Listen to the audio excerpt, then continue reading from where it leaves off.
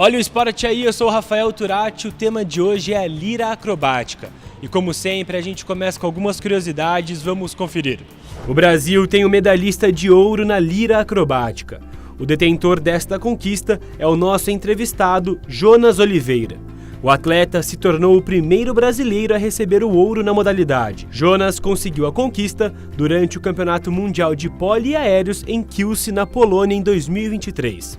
Ô Jonas, a lira acrobática surgiu nos circos antigamente, é isso mesmo? É isso mesmo, a lira surgiu antigamente como uma atividade circense e hoje em dia ela é também considerada um esporte. E o que é lira acrobática, né? É um aro suspenso, como a gente pode ver aqui no fundo, como que é?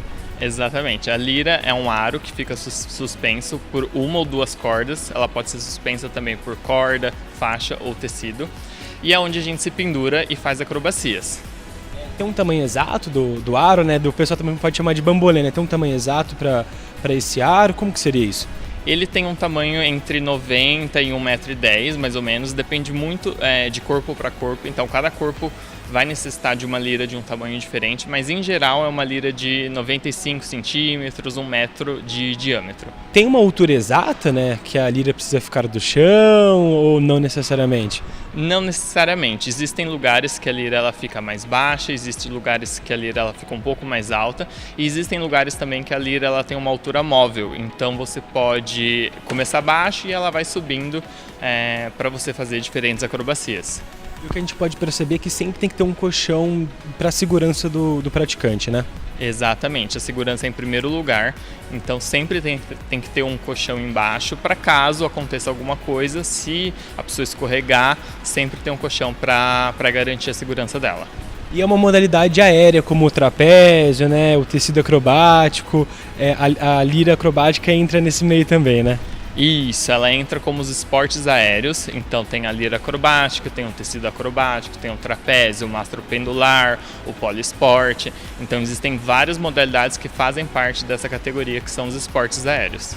Como que faz para se pendurar ali na lira? Como que se inicia uma apresentação? Como que é? Conta pra gente, Jonas.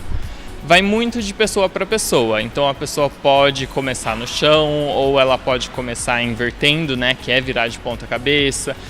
E aí existem várias maneiras de subir, de fazer essas inversões que a gente chama.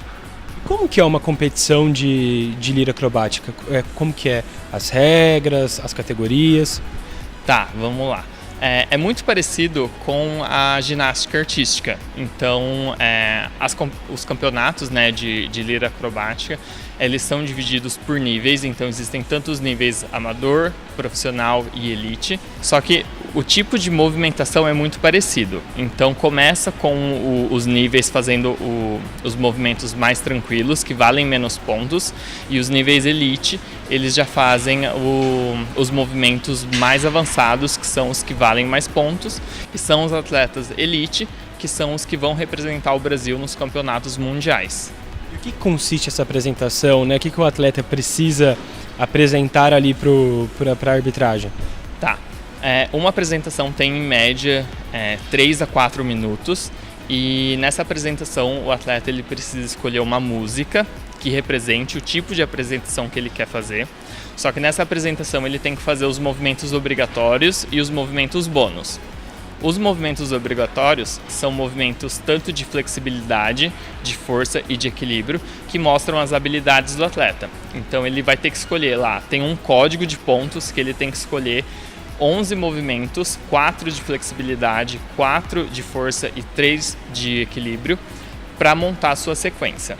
Além desses movimentos, ele tem que escolher também os movimentos bônus, que são movimentos que vão garantir que ele consiga uma pontuação maior para garantir o pódio. E aí esses movimentos bônus podem ser tantos giros, podem ser acrobacias de chão, pode ser mortal, pode ser, enfim, várias coisas que garantam essa pontuação maior. A lira permite exercícios que trabalham de forma lúdica todo o corpo, né? Todo o corpo, então você vai trabalhar tanto braço, perna, muito abdômen e às vezes você nem vai perceber que você está trabalhando isso de tão lúdico que ele é. Quais são os principais movimentos da lira acrobática? Não existem principais movimentos, mas existem alguns movimentos mais básicos, que são inversões, ficar de ponta cabeça, são travas de cotovelo, travas de curva, né, que é o que a gente chama atrás do joelho. Então existem milhões assim de movimentos. E os atletas eles precisam usar uma roupa específica na apresentação, né, para praticar a lira acrobática? Sim, precisa ser uma roupa justa ao corpo, para que não haja perigo dessa roupa enroscar no aparelho. Então tem que ser uma roupa justa, geralmente é um macacão, ou uma calça legging, ou um top, uma camiseta, uma camisa mais uma regata que seja justa ao corpo. Então necessariamente precisam ser roupas justas ao corpo. O pessoal também passa pó de magnésio na mão para ajudar ali na lira, como que é isso? Sim, pode passar, é muito comum usar o pó de magnésio igual na ginástica. É muito comum também usar o breu, que é tipo uma colinha. E as apresentações também podem ser em duplas? Podem ser em duplas também. Nos campeonatos existem tanto as categorias solo, quanto em dupla e também em grupo. Como que é daí? O pessoal fica na mesma lira, passa de uma lira para outra? Como que seria, Jonas? Nesses campeonatos, geralmente são uma lira só para dupla. Então as duplas, né, elas realizam movimentos que a gente chama de movimentos espelhados, que são as duas pessoas realizando o mesmo movimento na lira. Então elas são literalmente um espelho, elas fazem a mesma coisa. Mas existem também as portagens, que são movimentos em que uma pessoa segura a outra. Então a pessoa pode estar tanto na parte superior da lira, segurando a pessoa que está na parte inferior, e aí elas podem ir revezando quem segura quem. Quais são os benefícios dessa modalidade, desse esporte? São muitos benefícios, tanto na parte mental quanto na parte física. Então é uma atividade tão lúdica que você esquece os problemas que você está tendo, você está ali focado, você fica ali imerso nesse mundo, nesse ambiente, e sem contar os benefícios físicos também, que você vai estar fazendo um exercício físico que vai trabalhar o seu corpo todo de uma maneira lúdica, de uma maneira divertida, de uma maneira artística, e isso vai trazer inúmeros benefícios para você. Tem idade para começar a praticar ou não? Não tem idade para começar, pode começar desde os pequenininhos, 2 anos de idade, e pode praticar, não tem idade para começar. Existem pessoas que começam a praticar com uma maioridade, com 30, 40, 50 anos, então é uma atividade muito inclusiva, porque você não precisa ter uma idade, você não precisa começar cedo e você pode começar quando você quiser. E você é uma prova viva que a lira realmente muda a vida das pessoas, né, Jonas? Sim, eu sempre falo que a lira mudou a minha vida, porque eu comecei a praticar, né, os aéreos, porque eu sou diabético, então eu queria fazer uma atividade, eu precisava fazer uma atividade física, e eu queria fazer uma atividade que não fosse parada, eu queria fazer alguma coisa que fosse divertida, que trabalhasse o corpo todo, e foi aí que eu encontrei os aéreos, e aí isso mudou a minha vida em vários sentidos, né, melhorou a minha saúde.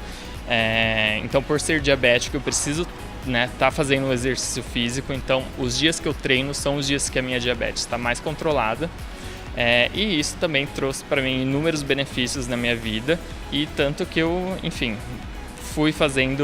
comecei, né, como um hobby. Na verdade, eu comecei como uma necessidade que virou um hobby e hoje em dia é um trabalho também. Galera, tô aqui com a Angélica, ela que é praticante de outras modalidades aéreas, e toda vez que ela vinha aqui no estúdio, ela viu o Jonas ali em cima da lira e chamava a atenção dela, e aí através disso você começou a praticar, é isso mesmo, Angélica? Isso, eu ficava aqui no tecido, né, fazendo a aula, e aí eu comecei a assistir o Jonas ensaiando, praticando, ele veio também, fez algumas apresentações aqui, aí eu fiquei curiosa, achei que ia ser legal, eu gosto de fazer aéreos e estou começando agora. O que você está achando dessa nova modalidade para você? Está sendo desafiador, mas é o começo, né? Então, acho que no começo é um pouquinho mais difícil e depois a gente vai pegando jeito. Tá gostando, então? Tô adorando, muito legal. Pessoal, tô aqui com o Léo, ele que há 3 anos conheceu essa modalidade. Como que foi isso, Léo? Foi bem desafiador no começo. Apesar de eu já fazer as outras atividades físicas, como calistenia, que a gente acaba utilizando o peso do corporal, eu achei que ia ser bem desafiador por conta de figuras, trabalhar a parte de flexibilidade também, mas eu acabei descobrindo que tudo é treino, né, cara? apresenta algo novo, mas porém o treino, a constância vai te lapidando a você ficar melhor cada vez mais. E aí eu acabei me apaixonando. Como que é ser um praticante de lira acrobática? É satisfatório. Pelos resultados que eu tô tendo agora, né? Tipo, 3 anos atrás eu olho pra trás assim e nunca me imaginava fazer coisas que eu tô fazendo agora, atualmente. Pra você, qual que é o mais legal desse esporte? É os movimentos, é fazer as pranchas, esse que eu gosto bastante. Pra você, quando você tá ali em cima, o que passa na sua cabeça, como que é? Cara, é satisfatório, relaxante pra mim, no caso. É bem, assim, acaba trabalhando também a nossa saúde mental.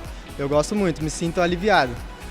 Muitas vezes com a rotina, né, o estresse, a correria, eu fico pensando, pô, será que eu vou, será que eu não vou? E no final do dia, quando eu tomo uma decisão de vir, sempre foi a melhor a escolha do dia que eu tomei.